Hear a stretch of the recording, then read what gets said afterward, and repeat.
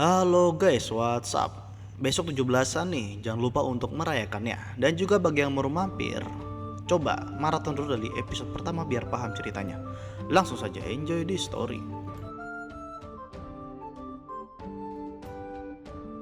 Sore itu, mereka semua bergegas menuju tembok perbatasan kota untuk melakukan uji coba meriam terbaru. Sepanjang perjalanan, Agatha heran dengan kota ini. Bagaimana bisa kota sebesar ini menampung 30.000 penduduk tanpa kekurangan pangan dan kebutuhan lainnya? Tak lama akhirnya mereka tiba di tembok dan disambut oleh tim artileri. Melihat tembok ini yang polos tanpa parit maupun duri, Agatha mengejeknya. Maklumlah cewek purba. Tapi di counter sama Roland. Udahlah, gak usah banyak komen, lihat aja dulu. Dan jeng jeng jeng jeng, keluar tuh 152 mm howitzer, peningkatan dari 12 pound field artillery. Sekarang ada 4 laras, 1 laras panjang untuk jarak jauh dan 3 laras pendek untuk jarak dekat. Agatha tambah heran lagi, ini kenapa dah Roland kok senang amat? Ya udahlah, nggak pakai lama. Siap-siap untuk menembak. Semuanya tutup kuping. Tembakan pertama pakai laras panjang. Agatha nggak melihat apa-apa. Apakah ini cuma buat menggertak musuh? Roland menyelidiki titik jatuh proyektilnya. Jauh amat nggak kelihatan. Ternyata jatuh di belakang bukit. Agatha heran dan dijelaskan jarak tembak meriam ini sejauh mana. Melihat mekanisme senjata ini dari sudut pandang ilmu 4 abad yang lalu, mustahil bisa menembakkan sejauh itu. Lalu uji 3 tembakan jarak pendek.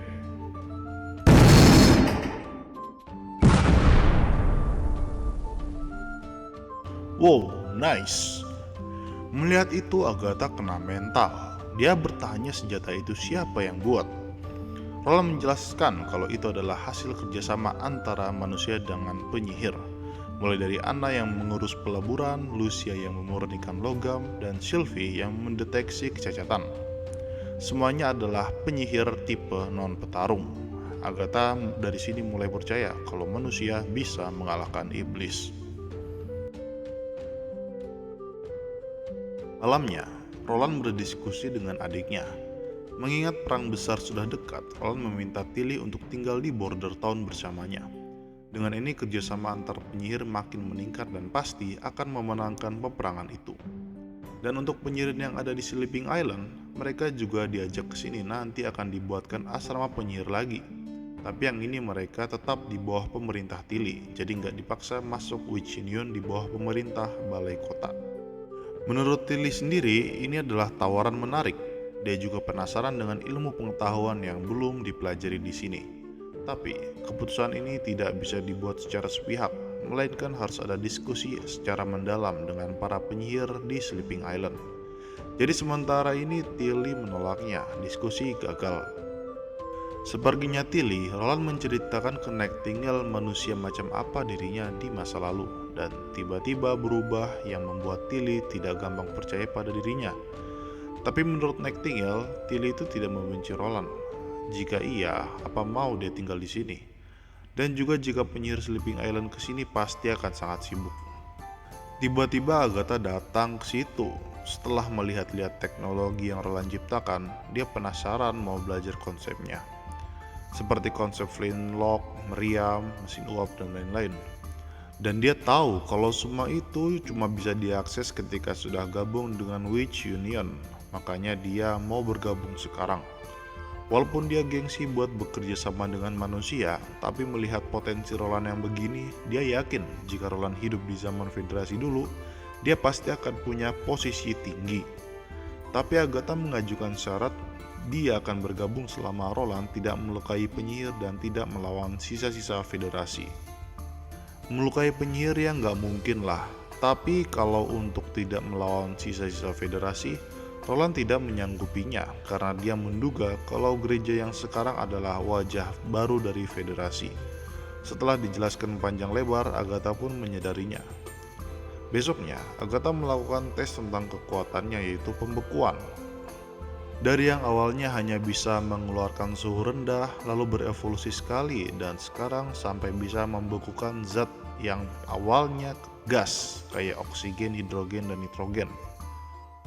Berkat latihan kerasnya itu, dia juga dapat menemukan 3 wujud zat, bisa disebut padat, cair, dan gas. Dan dulu di zamannya Quest Society, setiap ada penyihir yang berevolusi akan didokumentasikan untuk generasi selanjutnya. Dan mereka juga membagi sihir ke beberapa tipe. Pada dasarnya sama seperti yang Roland bagi di episode sebelumnya, cuma yang ini ada perjabangan di kategori pemanggilan. Jadi pemanggilan dan pembentukan. Kalau pemanggilan harus mengeluarkan mananya agar wujud itu tetap bertahan. Contohnya si Ana, dia mengeluarkan api. Sedangkan pembentukan hanya mengeluarkan mana di saat mengeluarkan sihirnya dan wujud itu tetap bertahan. Contohnya si Soraya, pas lagi gambar dia ngeluarin mananya itu, terus gambarnya akan bertahan terus. Lalu pengujian telah usai. Kalian yakin akan ada orang yang sangat membutuhkan kemampuan Agatha, yaitu adalah si kimiawan Kyle Sici.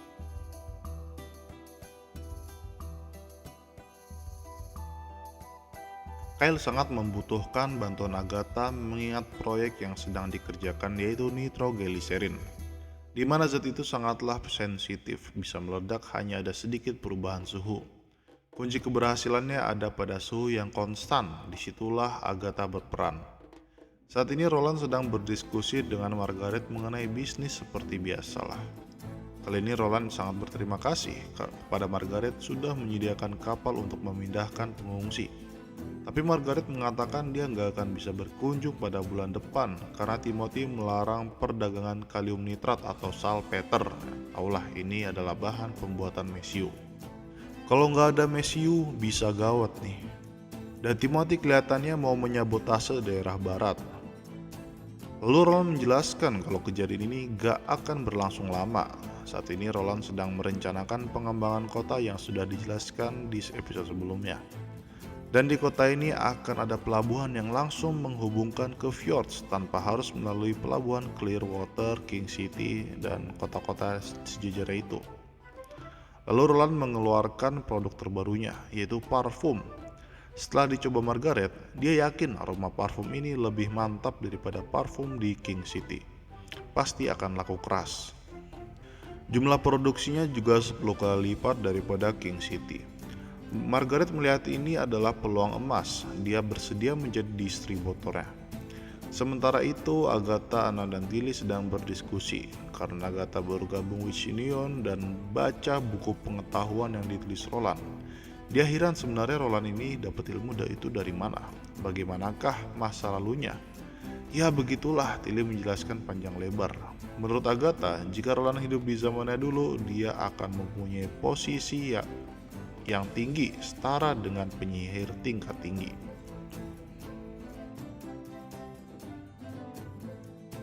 Sementara itu di Longsong Stronghold, Petrov baru saja terbangun dari tidurnya. Dia bersiap-siap menghadiri panggilan Roland di Border Town. Terlihat wanita di sebelahnya, entah istri atau siapanya. Masih pengen dia menghalangi Petrov buat pergi. Tapi sayangnya Petrov kuat iman. Dia harus menghadiri panggilan Roland. Di jalan dia menemukan ada keributan yang disebabkan bocah-bocah tunawisma. Ternyata itu adalah salah satu bocah yang mengalami kebangkitan menjadi penyihir. Dan mereka meributkannya. Dan orang yang meributkannya itu ternyata masih aja taat sama gereja. Padahal mah udah dihancurkan dari kapan tahu. Setelah orang itu dibawa pergi untuk diinterogasi, Petrov ingin melihat kekuatan dari bocah yang dianggap penyihir itu. Setelah mengkonfirmasinya, Petrov membawa bocah itu ke Border Town. Di kapal, Petrov mengobrol dengannya, mulai dari identitasnya sampai kegiatannya sehari-hari itu ngapain aja. Namanya adalah Pepper, dan Petrov menyadari kalau bocah ini sudah bisa memanfaatkan kemampuannya untuk bertahan hidup dan menganggap remeh pengaruh gereja. Mantap dah. Singkat cerita, Petrov menghadap Roland, langsung to the point. Roland menyampaikan rencananya memperluas kota, di mana wilayahnya membentang dari hutan bagian barat sampai benteng Longsong. Setiap bangsawan yang menempati wilayah itu mau gak mau harus nurutin aturannya. Petrov menanyakan bagaimana caranya untuk berkontribusi. Ada aturan baru, di mana wilayah yang dimiliki bangsawan akan tidak diakui ke pemerintahannya. Tapi kalau tanahnya masih diakui dan masih bisa diwariskan. Di sini Petrov mempertimbangkan positif dan negatifnya. Dia sadar, kalaupun Benteng Losong nggak menerima tawaran Roland, nantinya saat kota baru sudah terbentuk, pasti Roland akan memperluas wilayahnya. Di saat Benteng Losong menghadapinya, Petrov yakin dia nggak akan berdaya untuk melawan Roland. Dan jika Longsong Stronghold sudah direbut, hak kepemilikan tanah sudah menjadi punya Roland. Selain tanah, semua bisnis yang dijalankan keluarga bangsawan juga masih diakui kepemilikannya. Gak cuma wilayahnya keluarga Petrov, semua keluarga bangsawan juga seperti itu. Silakan pilih mau join atau enggak. Petrov lalu pergi untuk mempertimbangkannya, soalnya kan harus lapor dulu ke bapaknya. Menurut Roland, Petrov adalah orang yang pintar. Jika dia belajar lebih banyak dan serius, maka nanti dia akan menjadi pemimpin wilayah yang bagus. Kedepannya juga saat seluruh kerajaan sudah diambil alih, gak mungkin menyuruh orang untuk mengurus ibu kota atau King City. Pastinya ibu kota harus dipindahkan, bukan lagi di King City. Lalu Nightingale mengabarkan akan ada penyihir baru yang mau bergabung.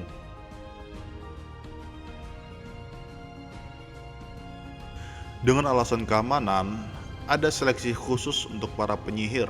Yang mengorganisirnya adalah Wendy, Nightingale, dan Skrull. Mereka dites terlebih dahulu sebelum menemui Roland agar penyihir itu memang benar-benar berniat ingin bergabung dengan Witch Union sekaligus mengkonfirmasi identitasnya. Tiba-tiba Barov masuk menanyakan mengenai keputusan Roland untuk merekrut penyihir dengan gaji tinggi, tapi kok nggak nyuruh orang untuk mencari penyihir secara terang-terangan. Roland ini nggak mau disamakan dengan gereja, soalnya kan mereka sama aja nyari penyihir dengan cara terang-terangan. Yang Roland mau adalah para penyihir ini mau membantu dengan sukarela. Lalu Wendy masuk memperkenalkan penyihir yang baru itu. Dia masih bocil, gak kayak Anna atau Agatha. Dia ini masih bingung dengan keadaannya sekarang. Jadi untuk pengujian kekuatan mah ntar aja belakangan. Biarkan dia beradaptasi dulu di sini. Wendy memandikannya dengan perlahan. Dulu ketika ada anggota baru asosiasi penyihir, biasanya Wendy yang membantunya beradaptasi agar terbiasa dengan lingkungan barunya. Ini adalah keahliannya sebagai seorang kakak. Anak ini sangat kurus kering, kasihan deh pokoknya. Singkat cerita, si Lily dan Luna ikutan. Mereka pengen tahu apa kekuatannya si Pepper ini. Dia mengaku bisa melelehkan salju dan mendinginkan air dengan cepat. Awalnya Wendy berpikir ini adalah manipulasi suhu, tapi nggak mungkin. Kan melelehkan salju berarti manasin, sedangkan mendinginkan air berarti mendinginkan. Dicoba tuh di ember yang penuh dengan air berbusa. Pas dicoba, cuma busanya yang menghilang. Sementara itu, Petrov sudah memutuskan kalau dia akan bergabung dengan Roland. Dia sadar dengan kemampuannya Roland dalam memerintah. Buktinya adalah Border Town bisa seperti kota yang Petrov impikan. Nanti pastinya wilayah keluarga Honeysuckle pasti akan seperti ini. Dan juga Roland meminta Petrov agar menyampaikan berita ini ke keluarga lainnya yang menempati Longsong Stronghold. Selain itu, Roland mengapresiasi Petrov mengenai insiden penyihir baru sebelumnya. Penduduk yang masih tercuci otaknya dengan doktrin gereja harus segera dimusnahkan. Setelah Petrov pergi, Roland punya waktu kosong, jadi dia pengen jalan-jalan di taman. Laporan Wendy mengenai kekuatannya Pepper juga membuatnya penasaran, jadi harus dilihat sendiri.